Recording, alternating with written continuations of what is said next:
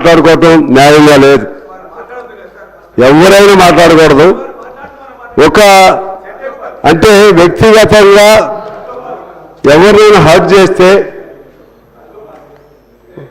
అందరూ ఎమ్మెల్యేలైనా మంత్రులైనా ముఖ్యమంత్రులైనా సరే వ్యక్తిగతంగా మానసికంగా ఒక్క నిమిషం గౌరవ సభ్యులు కేటీఆర్ గారు వ్యాఖ్యలను రికార్డుల నుండి తొలగిస్తున్నారు.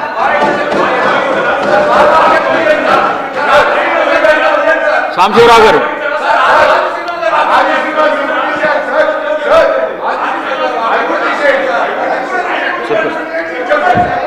సార్,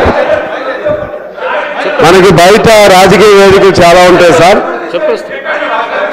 రాజకీయ వేదికల పైన మాట్లాడుకోవచ్చు.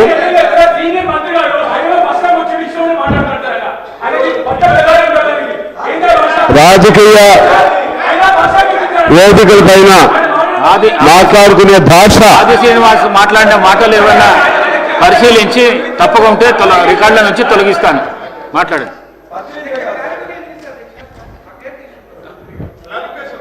ఎందువల్లంటే అధ్యక్ష, ఈ అసెంబ్లీలో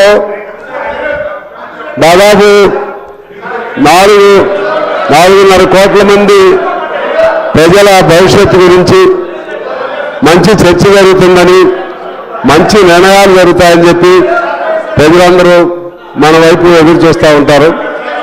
కానీ దురదృష్టం ఏంటంటే, మనం ఒక స్థాయిలో ఉన్నటువంటి వాళ్ళం ఎంతైనా కోపం ఉండొచ్చు, ఎంతైనా ఆవేశం ఉండొచ్చు, ఎంతైనా బాధ ఉండొచ్చు, కానీ పరిధిని దాటకూడదు.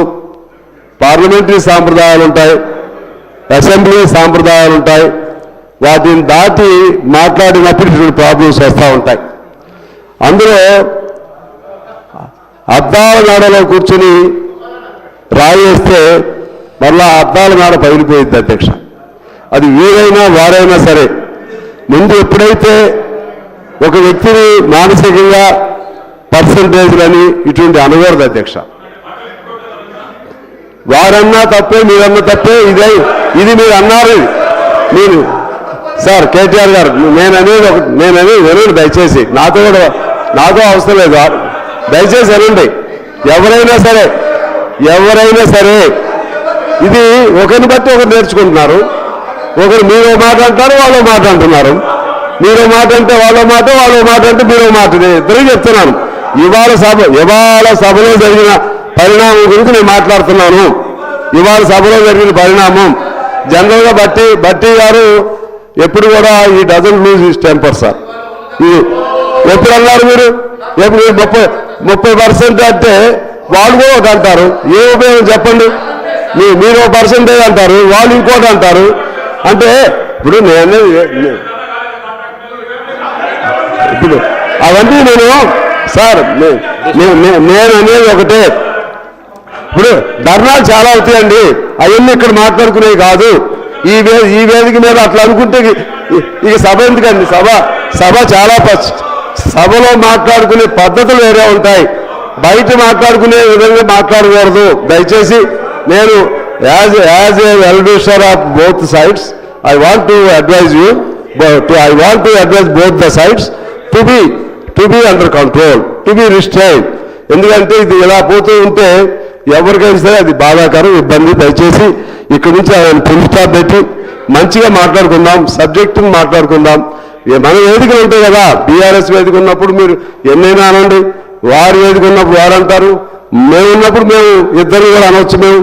ఎందుకంటే అవి బయట అనుకుందాం. ఇక్కడికి వచ్చేసరికి ఎజెండా ఉంటుంది, టైం ఉంటుంది. ఆ టైం పరిధిలో మాట్లాడాలి. టైం దాటిపోతూ ఉంటే అసలు సబ్జెక్ట్ వెళ్ళిపోతుంది, ఎటు పోతుంది, రాంగ్ సంకేతాలు పోతాయి. దయచేసి నేనేమి don't think that I'm taking any side.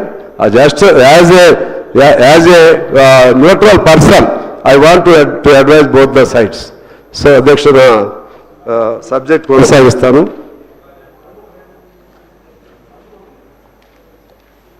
ముందుగా హోమ్ డిపార్ట్మెంట్కి సంబంధించి మాట్లాడదాం అనుకుంటున్నాను అధ్యక్ష.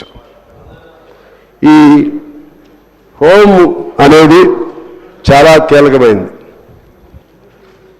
రాష్ట్రాన్ని కానీ దేశాన్ని కానీ అంతర్గతంగా శాంతి భద్రతల సమస్య పైన వారు చాలా క్రియాశీల పాత్ర, నిర్మాణాత్మకమైన పాత్ర వహించి ప్రజల్లో మంచి పేరు సంపాదించుకోవాల్సినటువంటి పోలీస్ డిపార్ట్మెంట్ కోరుకుంటాం. మనం సినిమాలో చూస్తూ ఉంటాం అధ్యక్ష, ప్రజల్లో బాగా పేరు సంపాదించుకునేటువంటి హీరోయిక్ పర్సనాలిటీస్ ఉన్నటువంటి ఆఫీసర్లను చూస్తాం. పొలిటికల్ లీడర్స్తోనో లేకపోతే మాఫియాలతోనో కొలైడ్ అయ్యి వేరే పద్ధతులు ఉన్నటువంటి వాళ్ళు కూడా చూస్తాం అధ్యక్ష.